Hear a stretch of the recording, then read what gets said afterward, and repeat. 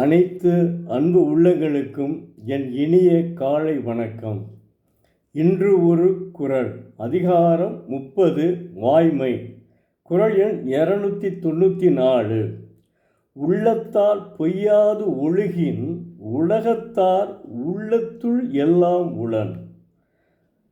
ஒருவன் தன் உள்ளத்திற்கு ஏற்ப பொய் கூறாது ஒழுகுவானாயின் அவன் உலகத்திலுள்ள உயர்ந்தோர் கண் எல்லாம்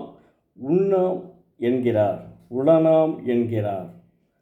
அதாவது பொய் சொல்பவனை யாரும் மதிக்க மாட்டார்கள், யாரும் அவனை மனிதனாக கூட எண்ண மாட்டார்கள். பொய் சொல்லாமல் வாழ்பவனுக்கு பாராட்டும் புகழும் கிடைக்கும். அதாவது தன் மனம் அறிய பொய் சொல்லாமல் ஒழுகுபவன் உலகத்தார் மனங்களில் எல்லாம் இருந்து வாழும் பெருமையை அடைவான்.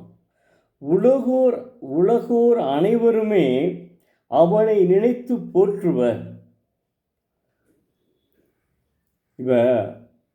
மகாத்மா காந்தி அவர்கள் நம்முடைய தேசத்தந்தை, அகிம்சை வழியில் சுதந்திரம் வாங்குவதற்கு போராடியவர்.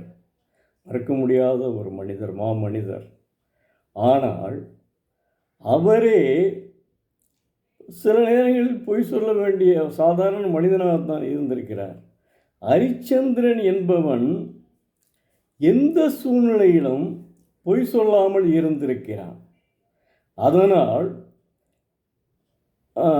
அந்த ஹரிச்சந்திரன் நாடகத்தை அவர் கிராமத்தில் தான், அவர் பிறந்த ஊரில் ஹரிச்சந்திரன் நாடகம் போட்டிருக்காங்க. அப்போ நாடகம்தான்.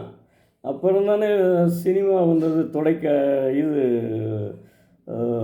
சினிமா வந்தது, அதனால் திரைப்படம் வந்தது. அது அந்த ஹரிச்சந்திரன் நாடகத்தை பார்த்திருக்கிறார். பார்த்தவுடன் அவர் மனம் மாறியது. இனிமேல் எக்காரணத்தை கொண்டும் நான் பொய் சொல்வதில்லை என்று அன்று சபதம் எடுத்திருக்கிறார். கடைசி வரையும் அதை அப்படியே கடைப்பிடித்திருக்கிறாருங்க. ஹரிச்சந்திரன் நாடகத்தை பார்த்துட்டு அப்படி ஒவ்வொரு மனிதனுக்குமே ஒவ்வொரு மாற்றங்கள் ஏற்படும். ஒவ்வொரு சம்பவங்கள் அவர்களுடைய மனநிலையை பாதித்து மாற்றங்களாக மாறும். ஆனால் இவ்வளவு பெரிய மகாத்மா என்ன செஞ்சார்? கடைசி வரையும் அகிம்சை வழியில் தான் போராடினார். அதனால்தான் அவர் மகாத்மா ஆனார். அவரையே சுட்டு கொன்றாங்க. அப்போ என்ன சமுதாயம்?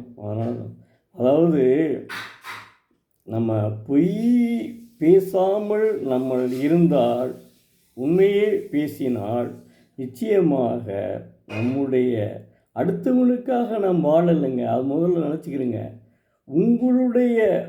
தங்களுடைய மனச்சாட்சிக்காக நாம் வாழ்கிறோமே ஒழிய அடுத்தவன் நம்மளை பாராட்டுவான், புகழுவான், அந்த எண்ணத்திலேயே நீங்கள் இருக்காதீங்க. தங்கள் மனச்சாட்சிக்கு நீங்கள் நல்லவனாக இருங்க. அதுவே உங்களுக்கு போதுங்க. வாழ்க்கையில் அப்படித்தாங்க இருக்கணும். தன்னுடைய மனச்சாட்சிக்கு நம் நல்லவனாக இருக்க வேண்டும். அப்போ பொய் சொல்லக்கூடாதுன்னா பொய் சொல்லாமல் இருந்து பழகி, பொய் சொல்லாமல் இருந்து விட்டால் பொய் சொல்லாமல் இருக்கலாம். ஏன் தேவையில்லாததுக்கெல்லாம் பொய் சொல்லிக்கிட்டு?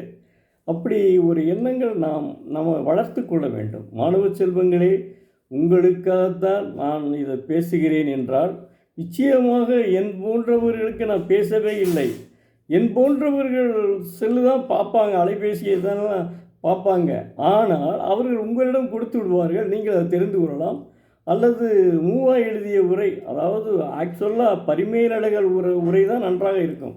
மூவா எழுதிய உரை கொஞ்சம் விலை குறைச்சிருக்கும். கொஞ்சம் பரிமேலழகர் உரை ஒரே விலையாக இருந்தால் கூட அது கொஞ்சம் உங்களுக்கு புரிவது கொஞ்சம் கடினம்.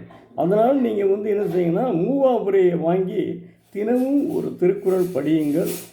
வாழ்க்கையில் நீங்கள் ஒளிமயமான எதிர்காலம் உங்களுக்கு உண்டு. நன்றி, வணக்கம். நாளை மீண்டும் ஒரு குறளுடன் உங்களை சந்திக்கும் எழுத்தாளர் சோ. பரமசிவம், மதுரை.